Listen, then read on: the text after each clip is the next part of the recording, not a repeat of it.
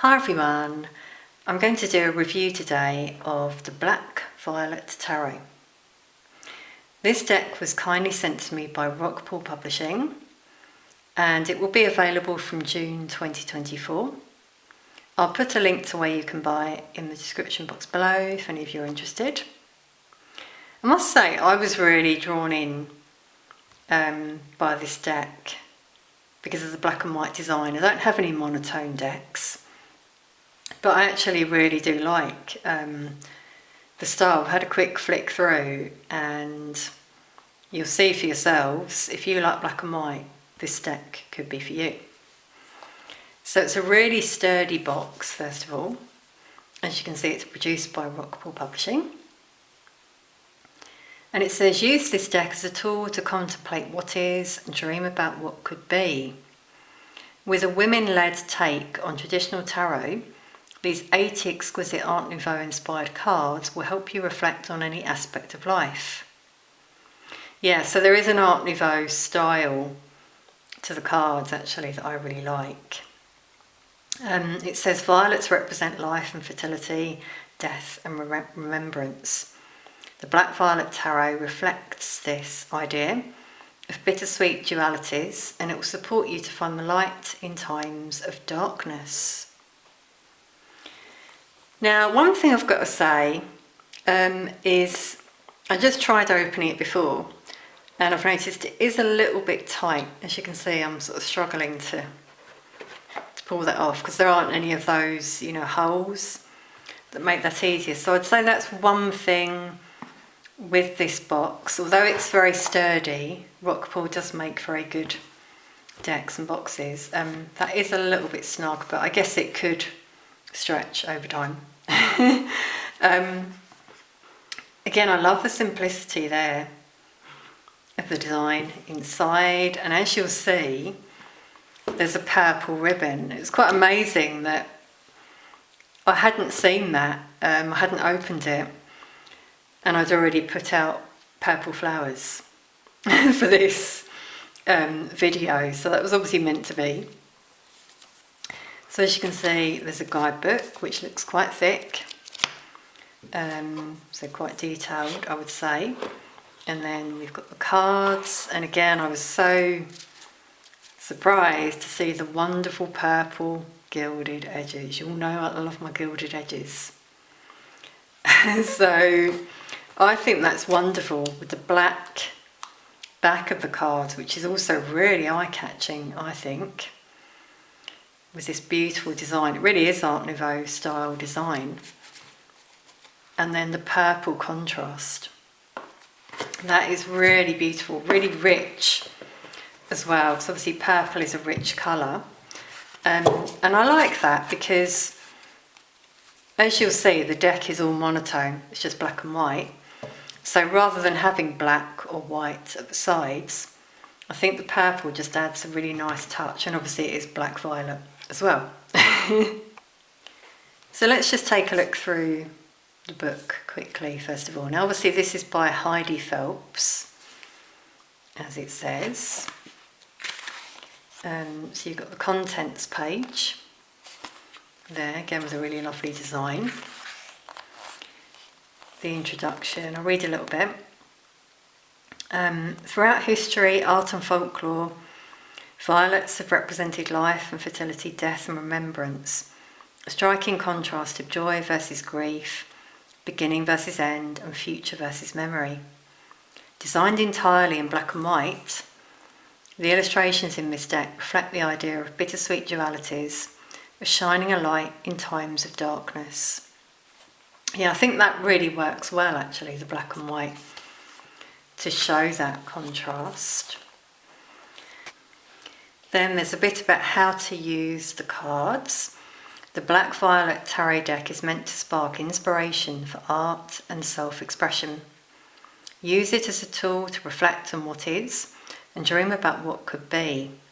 Whether you're putting pen to paper, fingers to keyboard, stylus to screen, brush to canvas, or ingredients to cutting board.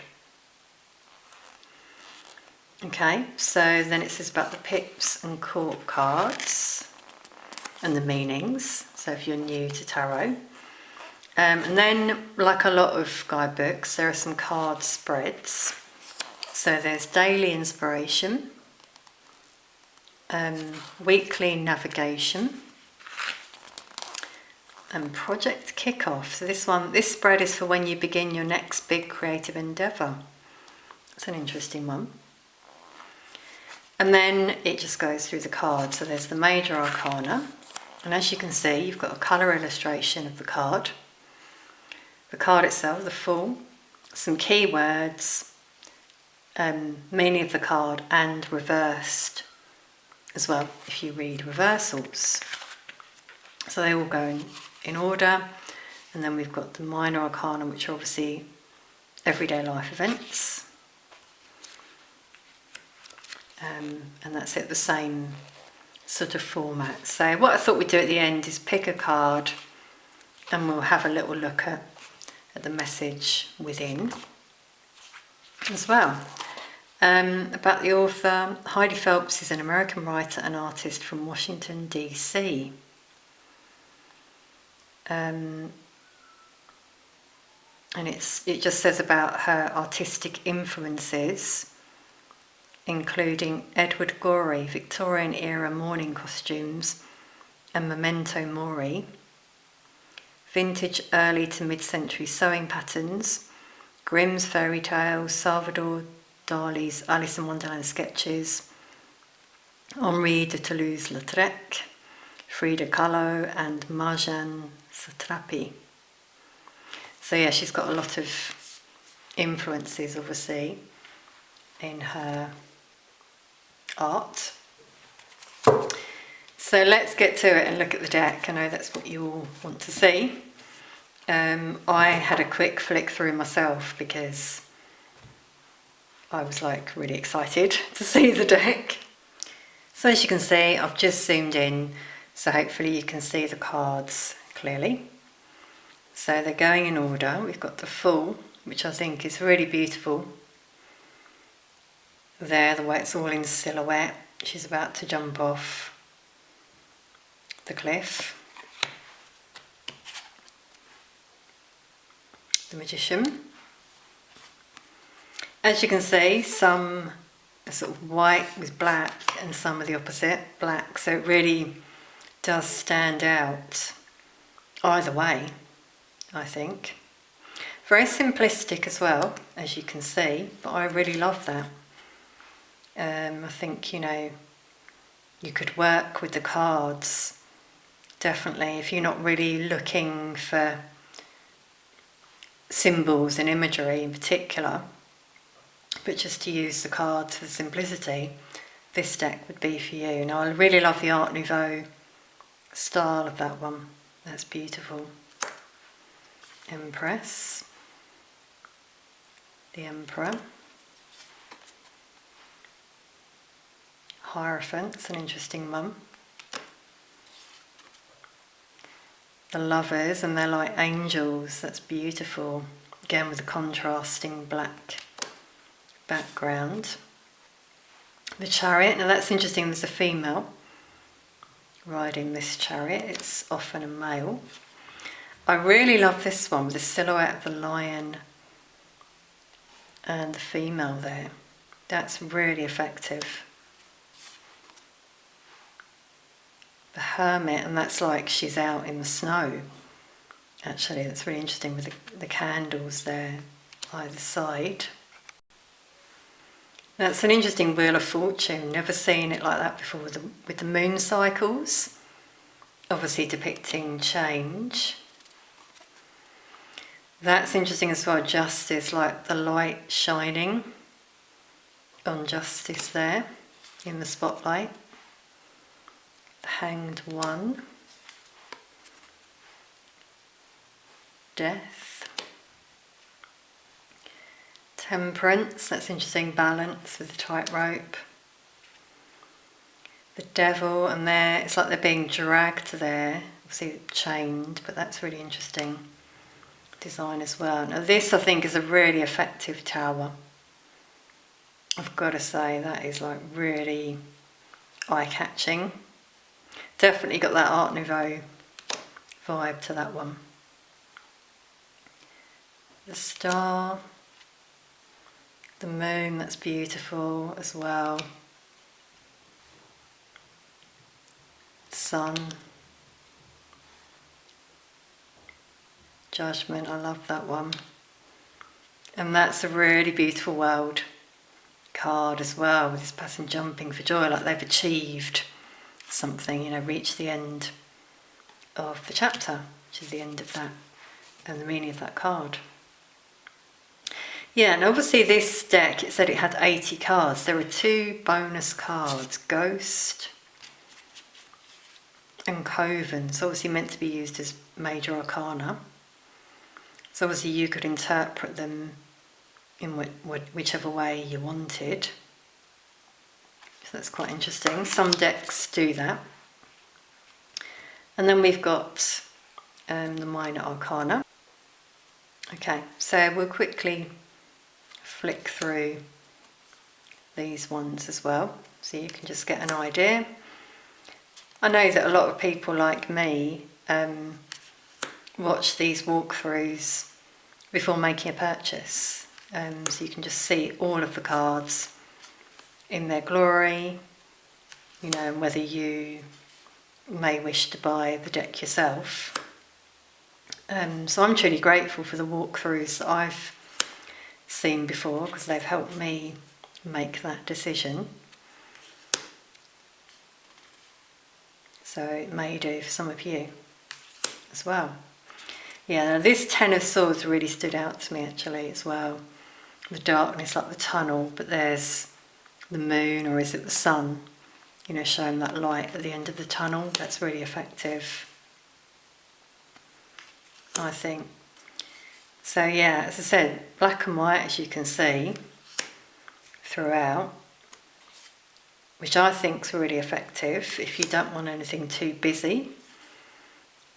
What do you all think of it? I know it's personal preference, isn't it? But as I said, I like black and white images myself, whether it's photography or illustrations. I suppose one thing you could say is, for a reading, having all the cards next to each other could look a bit dark. For example, that could be one negative, depending on what you're using the cards for, I guess. But at the same time, it can make them very eye-catching. So, depends on the way you look at it, I guess. Because it could be, you know, although as you can see there's no border as well, I've got to say, and you've got the name of the card at the bottom, it could be a bit confusing, maybe for a new, like a novice reader, to differentiate the cards, because I think they've sort of got a twist on the traditional Rider-Waite. For some of them, you know, like for example, I mean, yeah, there is a horse for the knight, actually. And you do have the court images for the king and queen. But obviously that's a different interpretation. The Ace of Wands. You don't always see a person in that card. And the Two of Wands is like a wand and a world, when you usually see 2 wands. 3 of Wands, yeah, ships coming in there, and I think there are 3 wands there as well. Yeah, so it's obviously her own interpretation. 6 of Wands. 7 of Wands. 8 of Wands, that's quite a simplistic one there. 9 of Wands. 10 of Wands, yeah, it's again quite minimalistic. She's got the wands on her back.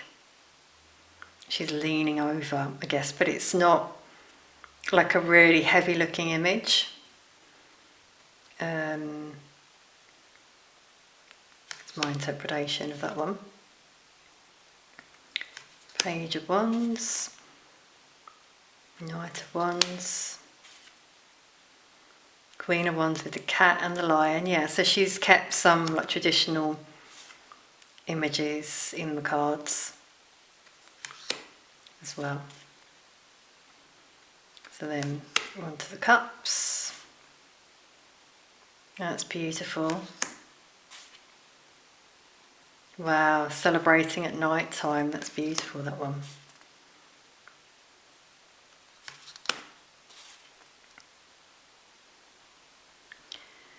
And that's quite interesting as well. Another thing, like quite long bodies and small heads. So really sort of different art style, you know, but still showing the same meaning of, you know, this person looking quite sad.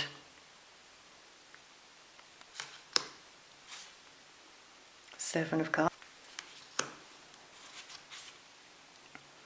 Now it's interesting, the Eight of Cups in this one, the person's in a boat moving on, which you might think of as the Six of Swords.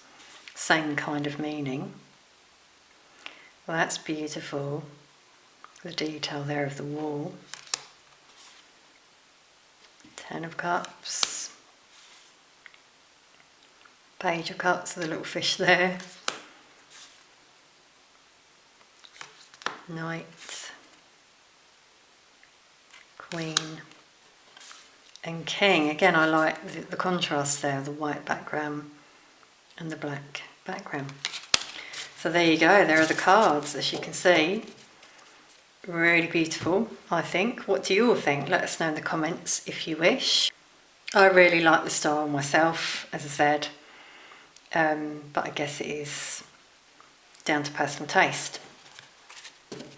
Let's see how they shuffle. Actually, yeah, shuffle really nicely. They don't stick together either, which is, you know, shows they've been done really well. So I'm just going to pick one card now, and we'll just see the book, the message in the book. So we got the Ace of Swords. Okay, so let's just have a look.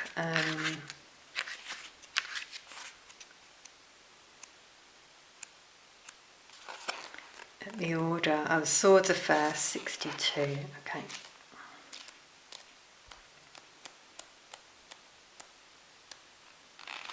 There we go. So yeah, as you can see, you've got the picture of the card. Keyword: skill, strength, empowerment. And then obviously, you know, you may wish to see the interpretation in the book if you use the book. Do any of you use the books? I don't really, to be honest, but it can be interesting to see the author's take on a card. So this one says, the Ace of Swords ushers in a whole new burst of intellectual energy that empowers you to move forward with confidence and skill, equipped to take on any challenge that comes your way. The path ahead may be challenging. Some of the more formative periods in our lives often are, but you're capable of overcoming any obstacle once you set your mind to it. The woman's grip on her sword signifies her mastery of her own capabilities and her ability to wield her intellect effectively. In that spirit, the Ace of Swords invites you to tap into your inner strength and skill set to overcome challenges. It's an invitation to feel empowered, to cut through confusion, to gain a sharp understanding of situations and find innovative solutions. Yeah, so it is often a card that means insight, clarity, finding that answer within, or maybe it might come to you from the divine. So there you go. I really hope you've enjoyed this little review and walkthrough of the deck. I really love it. So it will be featured on my channel in the future. Keep your eyes peeled. Let us know what you all think. Do you think you might get it yourself? Do you like it? Do you not like it? I really think this deck will be down to personal taste. You know, as I said, if you're a newbie, you might appreciate a traditional deck more so, but I think the guidebook is pretty comprehensive, actually. And if you like black and white, this would be the deck for you. So I'll leave that there. Thank you so much for watching. Really hope you've enjoyed this. And I'll see you all very soon.